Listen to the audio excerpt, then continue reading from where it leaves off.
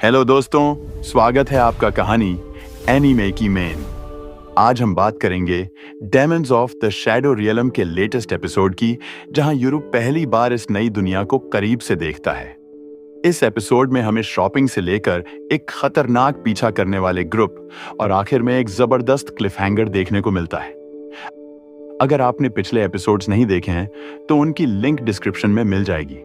और अगर आपको हमारी एनिमे रिकैप्स पसंद आती हैं तो चैनल को सब्सक्राइब, लाइक और शेयर जरूर करें।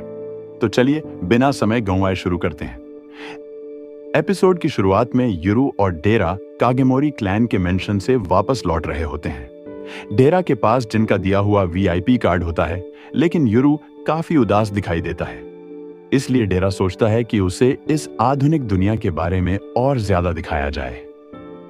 सबसे पहले वे लोग एक बड़े जहाज को देखते हैं। यूरू और उसके डेमन्स इसे देखकर पूरी तरह हैरान रह जाते हैं। इसके बाद वे मेट्रो में सफर करते हैं और फिर घोड़ों की रेस देखने पहुंचते हैं। डेरा रेस में पैसे हार जाता है, लेकिन यूरू को यहाँ के बड़े और तेज घोड़े काफी पसंद आते हैं। डेरा उससे पूछता है कि उसे यहाँ रहने के लिए क्या क्या चाहिए। यूरू कहता है कि उसे घोड़े और गाय चाहिए। डेरा तुरंत कहता है, इन दोनों के अलावा कुछ भी मांग लो। यूरू बताता है कि उसे सबसे ज्यादा एरोज चाहिए, क्योंकि उसके पास अभी बहुत कम एरोज हैं। इसके बाद डेरा उसे सुपरमार्केट लेकर जाता है। यूरू एरो बनाने के लिए बैम्बू, नाइफ और थ्रेड खरीदना चाहता है। वह आयरन और स्टोन से एरो हेड्स बनाने की बात भी करता है। यूरू यहाँ तक सोच लेता है कि डियर की स्किन और ऑर्गन्स को बॉयल करके एनिमल ग्लू बनाया जा सकता है, लेकिन डेरा उसे ऐसा करने से रोक देता है और पहले से बनी हुई ग्लू दिखाता है। यह देखकर यूरू फिर से हैरान हो जाता है कि इस दुनिया में चीजें कितनी आसानी से मिल जाती हैं।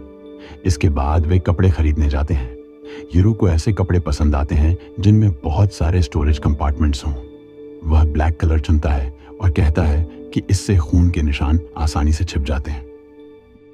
डेरा यह सुनकर सोचने लगता है, क्या मैं किसी क्रिमिनल के साथ शॉपिंग कर रहा हूं? फिर यूरू को एक और महत्वपूर्ण बात याद आती है। उसे समझ आता है कि जिन बैंडिट्स ने कभी उस पर हमला किया था, उनके हाथ बहुत साफ थे, जबकि पहाड़ों पर रहने वाले लोगों के हाथों पर एक खास तरह की मिट्टी होती थी जो आसानी से नहीं जाती थी। इससे यूरू को शक होता है कि शायद उन बैंडिट्स को किसी ने पहाड़ पर उसे मारने के लिए भेजा था। राइट एंड लेफ्ट भी अंदाजा लगाते हैं कि शायद इसके पीछे हिगाशी विलेज का हाथ हो सकता है, लेकिन यूरू के पास अभी कोई पक्का सबूत नहीं है। इसी दौरान यूरू को एहसास होता है कि कोई उनका पीछा कर रहा है। डेरा भी पहले से जानता होता है कि 3 लोग उनका पीछा कर रहे हैं। डेरा उन्हें इग्नोर करने को कहता है, क्योंकि उसके पास उनके लिए एक प्लान होता है। उधर कागेमोरी मैंशन में असा अपने भाई यूरू के साथ खींची गई फोटो देख रही होती है, लेकिन जैसे ही उसे पता चलता है कि डेरा भी उस तस्वीर में है, वह एडिटिंग करके डेरा को फोटो से हटा देती है। जिन जब उस फोटो के बारे में पूछता है तो ऐसा साफ मना कर देती है कि उसके पास ऐसी कोई तस्वीर नहीं है। इसी बीच गोंजो उन लोगों से पूछताछ कर रहा होता है जिन्होंने मैंशन पर हमला किया था।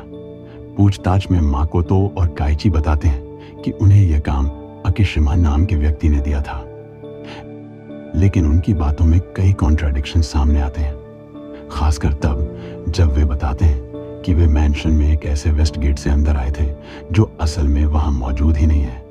यह सुनकर कागेमोरी क्लैन को समझ आता है कि इस पूरे हमले के पीछे कुछ बड़ा रहस्य छिपा हुआ है।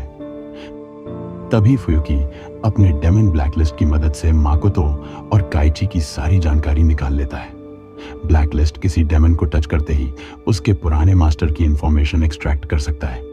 इससे पता चलता है कि माकोतो और काइची असली मास्टरमाइंड्स नहीं है। गोंजो उन्हें सजा देने के बजाय कागेमोरी क्लैन के लिए काम करने का मौका देता है। दूसरी तरफ यूरू और डेरा उस पुराने घर में पहुंचते हैं जहां डेरा ने कई हथियार छिपाकर रखे होते हैं। यूरू अपने लिए एक वेपन चुनता है, जबकि डेरा भी अपनी गन तैयार कर लेता है। अब वे लोग उन 3 पीछा करने वालों का सामना करते हैं। डेरा एक आदमी की गन उसके हाथ से गिरा देता है और राइट तथा लेफ्ट बाकी लोगों को पकड़ लेते हैं, लेकिन उनमें से एक आदमी भागने की कोशिश करता है और अचानक एक मिस्टीरियस मिस्ट में फंस जाता है। यूरू से बताता है कि यह ताडेरा क्लैन का लॉस्ट हाउस है, एक ऐसी जगह जो इस दुनिया और दूसरी दुनिया के बीच मौजूद है।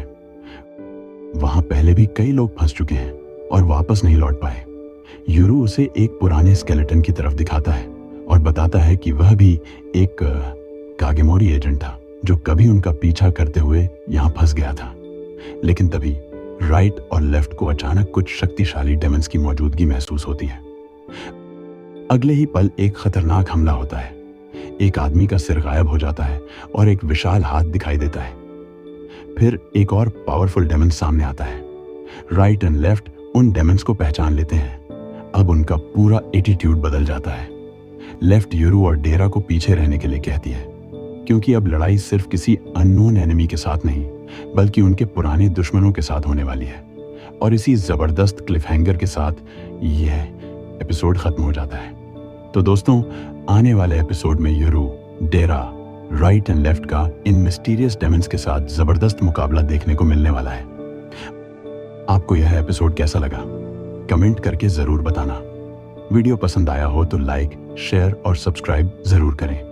मैं मिलता हूं अगले वीडियो में। तब तक के लिए श्योनारा।